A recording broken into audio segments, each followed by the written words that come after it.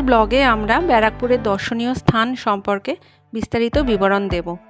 এখানে বেশ ভালো কয়েকটি জায়গা রয়েছে, যেমন অন্নপূর্ণা মন্দির, গান্ধীঘাট, জহরকুঞ্জ, গান্ধী মিউজিয়াম, শ্রী অরবিন্দ ভবন, মঙ্গল পাণ্ডে পার্ক ইত্যাদি।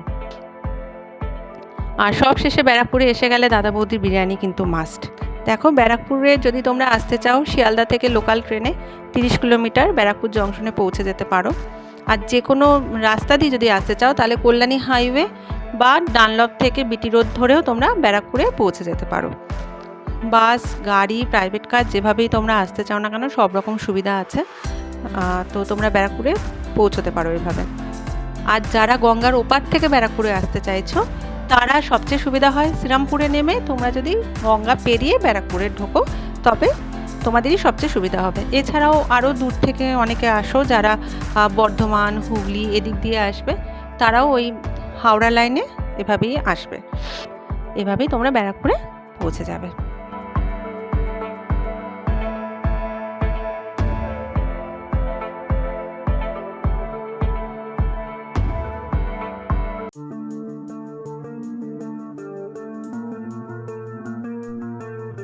ব্যারাকপুর ভ্রমণের প্রথম পর্বে আমরা তোমাদের গান্ধী মিউজিয়াম ঘুরিয়ে দেখিয়েছিলাম। ব্যারাকপুরে অবস্থিত এই মিউজিয়ামে গান্ধীজির কর্মজীবনের বিভিন্ন অংশ সুন্দরভাবে প্রদর্শন করা হয়েছে। ডেসক্রিপশন বক্সে আগের পর্বের লিংক দেওয়া আছে, তোমরা অবশ্যই দেখে নিও। ভালো লাগলে লাইক এবং সাবস্ক্রাইব করে দিও। এই পর্বে আমাদের সাথে থাকো।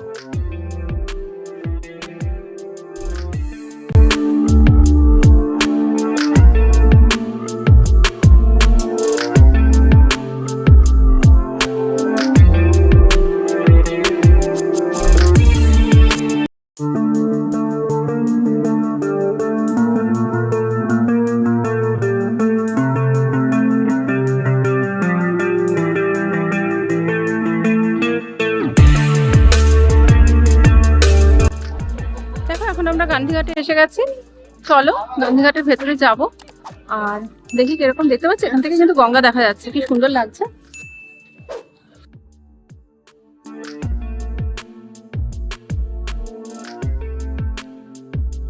আমরা এবার ধীরে ধীরে গান্ধীঘাটের ভেতরে প্রবেশ করছি।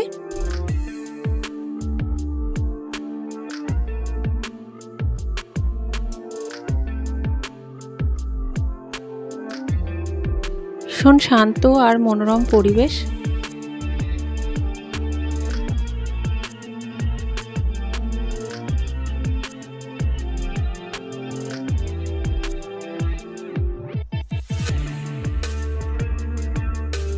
বিশাল জায়গা নিয়ে খোলা ছিল চারপাশটা আগে, এখন চারদিকটা আটকে দেওয়া হয়েছে। দেখো সুন্দরভাবে দুদিকটা আটকে দিয়ে মাঝখানে প্রশস্ত রাস্তা করে দেওয়া হয়েছে।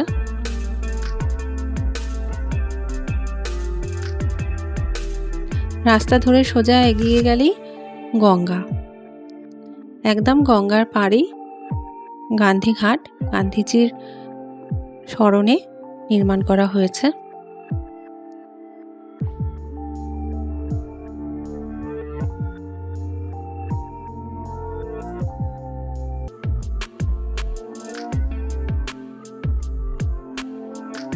আমরা যতটা পারছি দেখিয়েছি, একদম সামনে গিয়ে কিন্তু ফটো তোলা বা ভিডিও করা নিষেধ, তবুও আমরা চেষ্টা করেছি কিছুটা দেখানোর।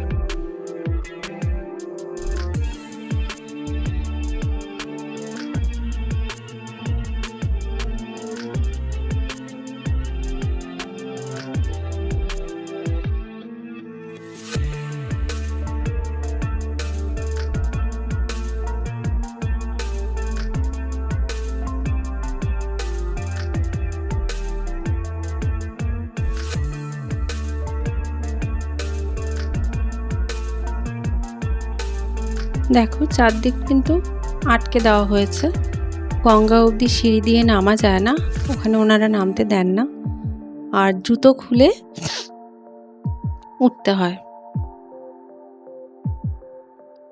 লেখা রয়েছে 9টা থেকে 5টা অবধি খোলা থাকে।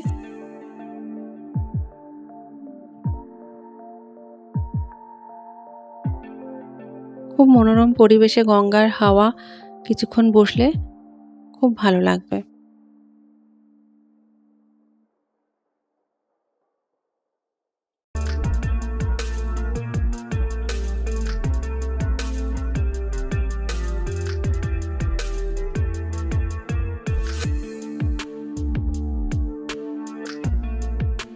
এবার আমরা চলে যাচ্ছি জহরকুঞ্জের দিকে।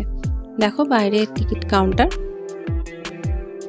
হ্যাঁ, এখান থেকে টিকিট কেটে তোমাদের ভেতরে ঢুকতে হবে। এই জহরকুঞ্জও কিন্তু আগে গান্ধীঘাটের সাথে মানে খোলা জায়গা ছিল, একসাথেই মানে একই জায়গার মধ্যে ছিল। এখন আটকে দিয়ে আলাদাভাবে এই পার্কটিকে করে দেওয়া হয়েছে।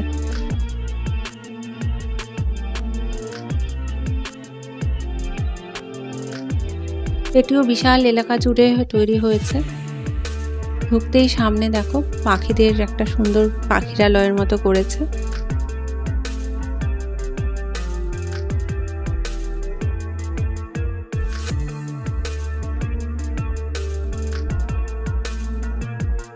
প্রচুর গাছ গাছালি। এখানে তোমরা কর্তৃপক্ষের সাথে কথা বলে পিকনিকের জন্য কিন্তু ভাড়া নিতে পারো।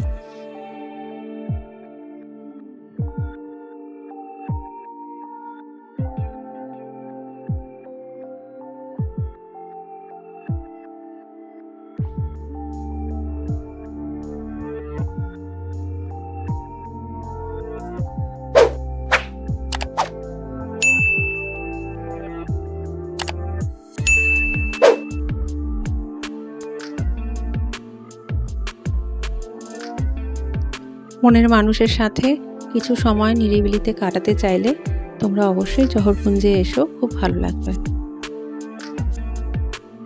আর ফ্যামিলি নিয়ে তো আসতেই পারো, বন্ধু বান্ধবরা মিলে আসতে পারো।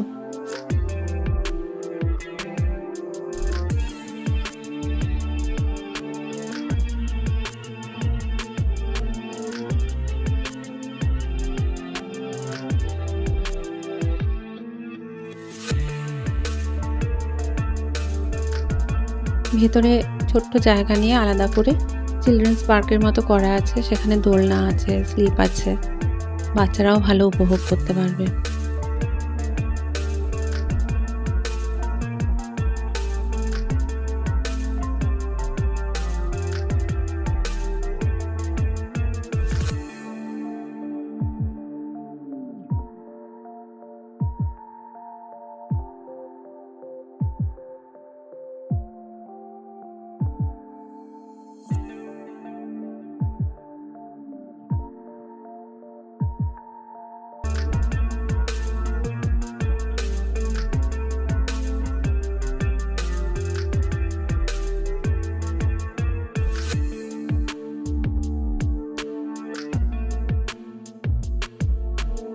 দেখো কত রঙের গোলাপ।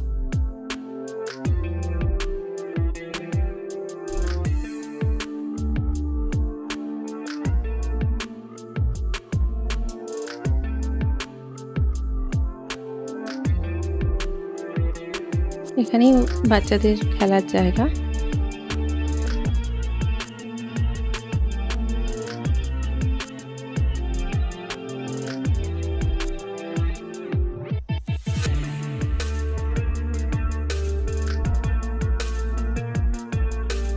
বেশ সাজানো গুছানো পার্কটি, বেশ প্ল্যান করে সুন্দর করে সাজানো হয়েছে। ছবির মতো লাগে দেখতে, খুব সুন্দর লাগে। তোমরা এসে উপভোগ করো। আর পাশ দিয়ে যেহেতু গঙ্গা নদী বয়ে যাচ্ছে, সবসময় একটা বেশ ঠান্ডা হাওয়া বয়ে যায় এখানে।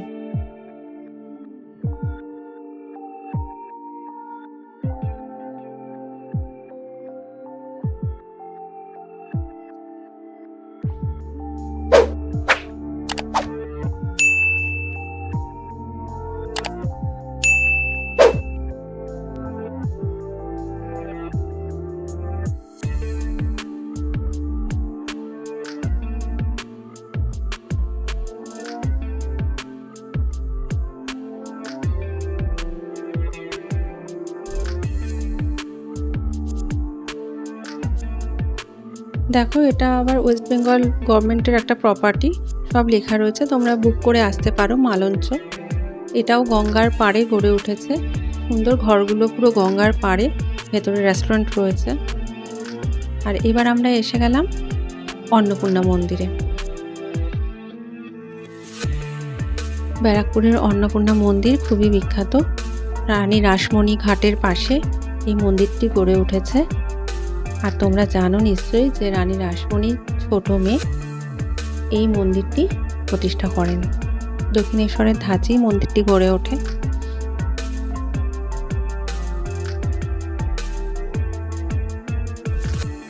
শ্রী শ্রী রামকৃষ্ণ দেবকে দিয়েই কিন্তু এই মন্দিরের উদ্বোধন হয়।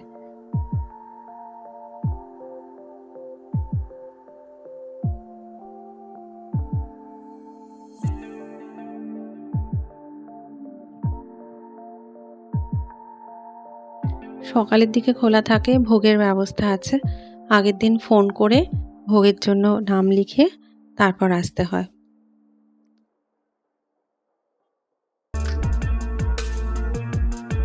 দেখো অরবিন্দ ভবন, এটি হচ্ছে ব্যারাকপুরের রিভার সাইড রোডে অবস্থিত।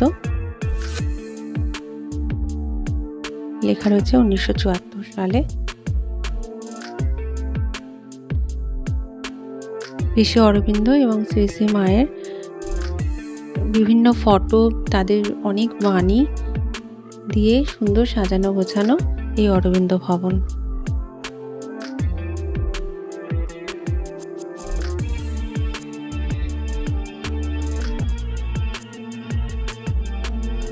প্রার্থনা ঘর রয়েছে, তোমরা কিছুক্ষণ ধ্যান করতে পারো, এখানে বসে প্রার্থনা জানাতে পারো। আর পাশের একটি ঘরে, মানে ঘরকে লাইব্রেরি করা হয়েছে। এই যে এই ঘরটি, প্রচুর বই রয়েছে, এখানে বসে পড়ার ব্যবস্থা আছে। আর এটি হচ্ছে শ্রী শ্রী অরবিন্দের সমাধি। সমাধি মানে এখানে কিন্তু তার নখ এবং চুলের সমাধি রয়েছে।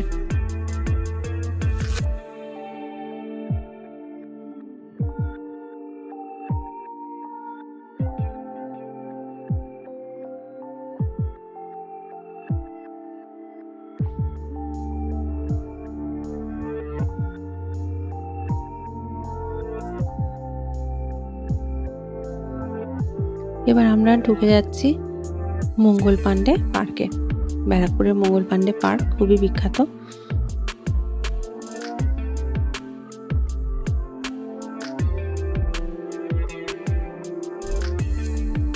এই পার্কটিও কিন্তু একদম গঙ্গার পাড়ে অবস্থিত।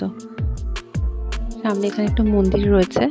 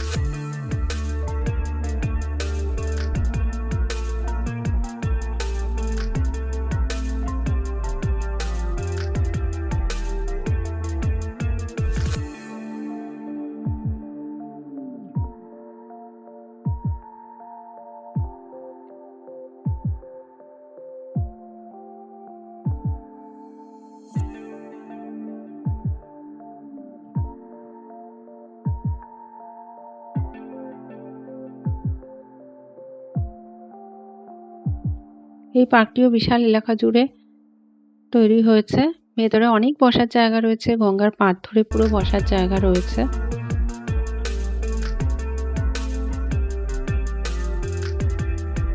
দোলনা, স্লিপ, অনেক কিছু রয়েছে। বাচ্চাদের খেলার প্রচুর রাইড রয়েছে, ছোট ছোট, দেখতেই পাচ্ছ।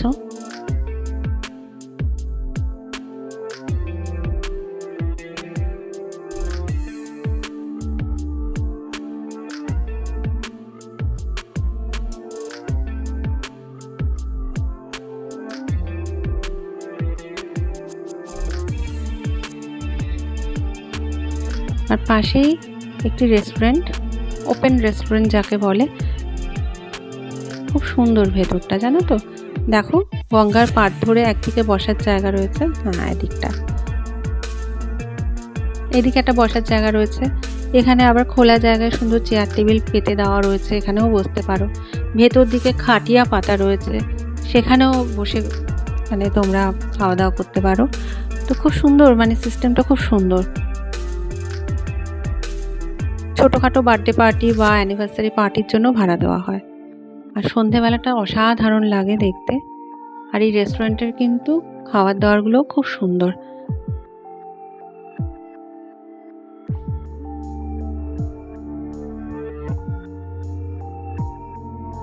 দেখেছো আলোগুলো জ্বলে উঠেছে, কি সুন্দর লাগছে।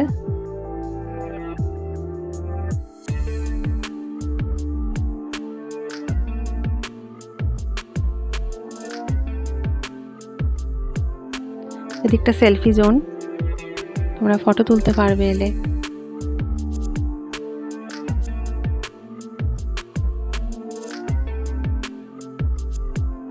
প্রকৃতিকে অনুভব করে, সুন্দর করে প্রকৃতির মাঝে বসে বেশ গল্প করে যদি কিছুক্ষণ সময় কাটাতে চাও খাওয়া দাওয়ার সাথে, তবে তোমরা এই রেস্টুরেন্টে অবশ্যই আসতে পারো।